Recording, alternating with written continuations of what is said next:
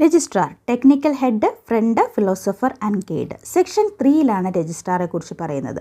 Section 3 subsection 1 ഗവൺമെൻറ്റിന് ഏതെങ്കിലും ഒരു വ്യക്തിയെ കേരള സംസ്ഥാനം മൊത്തം പ്രവർത്തന പരിധി ആയിക്കൊണ്ട് രജിസ്ട്രാറായിട്ട് അപ്പോയിൻറ്റ് ചെയ്യാവുന്നതാണ്.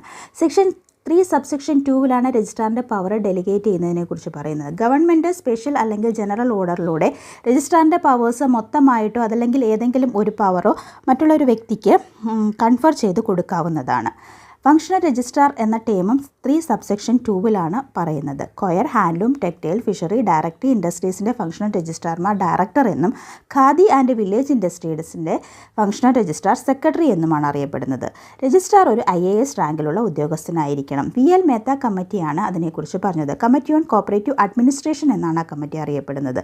സെക്ഷൻ 2Pയിലാണ് രജിസ്ട്രാറെ ഡിഫൈൻ ചെയ്തിരിക്കുന്നത്. റൂൾ 6 മോഡൽ ബൈലോയെക്കുറിച്ചാണ് പറയുന്നത്. മോഡൽ ബൈലോ ഫ്രെയിം ചെയ്യുന്നത് രജിസ്ട്രാറാണ്.